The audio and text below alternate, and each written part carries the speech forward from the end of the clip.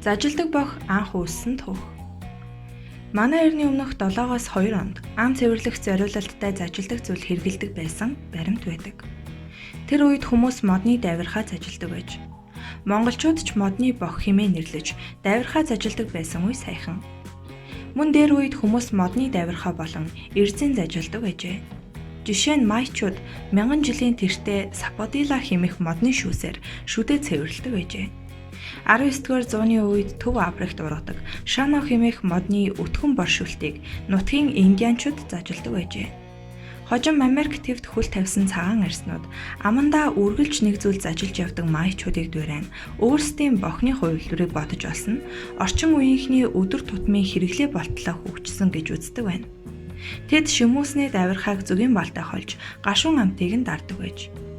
Эдүгээс 171 жилийн тэртээ 1848 онд амны хүндий цэвэрлэгч орчин үеийн бох мэндэлсэн хэмээн түүхэнд тэмдэглэгдэжээ. 1850 онд Америк Мексик улсын хооронд Техас мужийг булаалдах дайн болжээ.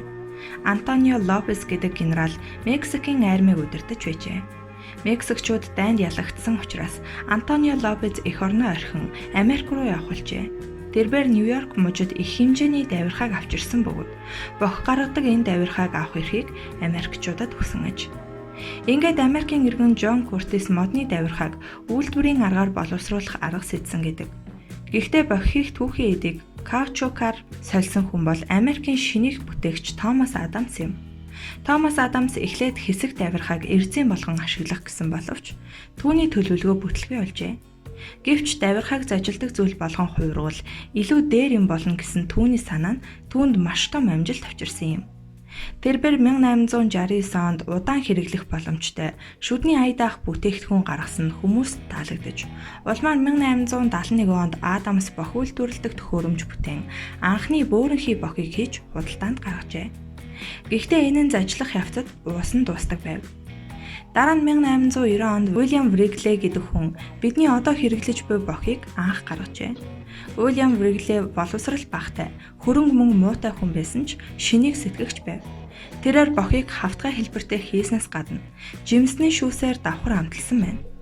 Түүний гаргасан Orbit Experiment, Juicy Fruit зэрэг бохнууд нь Америкийн хамгийн алдартай бүтээгдэхүүнүүдийн нэг болсон юм. 1906 онд Хенри Флер гэгч бохны анхны жижиг үйлдвэрийг байгуулж, бох үйлдвэрлэж улмаар чихрээр бүрж гүйлгээнд оруулав. Анхных болоод ч тэрөө хит их наалдамхай, урсамтгай, үүрч бутрах нь их тул шин санаа хайсан ч удтал үр дүнд хүрсэнгүй. 1928 онд түүний салбарын Волтер Демер гэгч шин технологиор бох хийв. Гэхдээ тэр нь зажлахад хатуу дээр нь амт чанар муутай байлаа. Иймээс ургамлын гаралтай энэ бүтээгдэхүүнээ хоолны янз бүрийн будаг амт оруулагчтай холж эхлэв. Байгалийн гаралтай бохыг бодвол нийлэг эд голлно. Тиймээс жаманд ороот амархан зажлагдахгүй. Флерийн пүүс 1928 оны зул сарын баяраар шинэ бохныхоо анхны худалдааг хийжээ.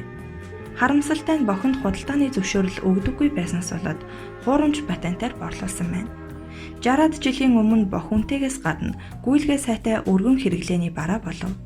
Ширхгэн $1 хүрч байсан тул зарим хүн өдрөн зажилж шөнө устаа айганд хийж хоноод улмаар бүтэн сар хэрэглэж байв. Бох хэтэрхий наалдамхай, хувцас болон үснээс хайж хэрэглэхээс нааш салдаггүй байв. Ингээд бохны эсрэг эцэг эх багш нар ихээхэн тэмцэж эхлэв. Жил ирэх бүр эцэг эхчүүдээс эсэргүүцлийн захиа ирсээр л түүний хэрээр зажлах хүний тоо өссөөр л түүгээрч барахгүй энд тэнд нууж зажлах болжээ. 1947 онд Америкийн нэгдсэн улсад хоолой болон толгойн өвчин бөөлжих явдал залуусыг нэрвэж, халдварт өвчин гарсны гол буруут нь мөн л бохолж хувирхан тэр. Бохинд ордог байцыг хүүхдүүдэд удаан хугацааны турш зажлуулсны эцэст даралтыг нь шалгалаа. Шинжилгээний үр дүнд бох ямар ч хоргүй. Тэрч бүхэл бох баг зажилдаг хүний эрүү сулардаг гэж шүдний эмч онцлох нь тэр. Бохны хэрэгцээ өсч зөвхөн Америкийн нэгдсэн улсад гэхэд жилд $200 сая олж байлаа. Олон янзын амттай хэлбэр дүрстэй бох бий болов. Хувцсанд наалддаггүй бохч гарлаа. Дэлхийн 1-2 дугаар дайны үед Америкийн нэгдсэн улсын армийнхан бох нь амт сангахыг багасгадаг болохыг тогтоожээ. Ийм ч учраас айрамд өдөр бүр ноорон болгон бохыг тавьж өгдөг болсон байна. Америк цэргүүд Европт байлдаж явахдаа уулзаж учирч байсан хүмүүстэй бох өгдөг байсан байна. Ингэж бохин Америкт нэр хүнд олсон шигээ Европт амархан тархжээ.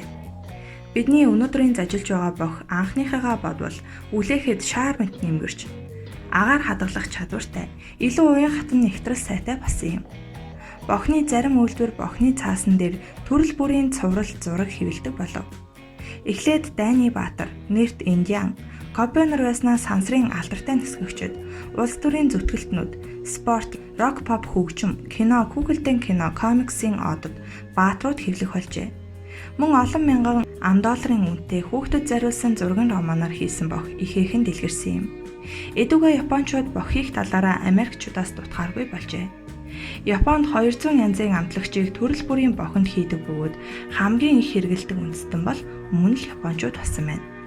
Бох өдөр тутмын зайлшгүй хэрэглээ болсноос гадна урлагийн бүтээлийн түүхэд болжээ. Түүнчлэн чихний өвчтөе хүүхдэд хүчлэлэг амттай бохц ижлуулах нь чихний үйл ажиллагаанд эерэг нөлөөтэй гэж Финландийн эрдэмтэд баталсан бол Германы судлаачид энэ бүтээгдэхүүн ой тогтоолтод сайнаас гадна хурдан сэтгэхэд хэрэгтэй гэжээ. Учир нь бохц ажиллахад тархины цусны эргэлт хурцсаж хүчил төрөгчөөр хангагдсанаар унтаж байгаа зарим булчин ажиллаж эхэлдэг байна. Түүнчлэн тав бодохдоо бохц ажиллал үр дүнтэйг судалгаагаар баталжээ. Энэ мэтчлэн эерэг тал ихтэй. Хэрэгэлсэн бох байгаль орчинд гялгар ууднаас дутхааргүй хор нөлөөтэй. Тиймээс хэрэгэлсэн бохыг цаасанд боож хаях ёстой ажээ.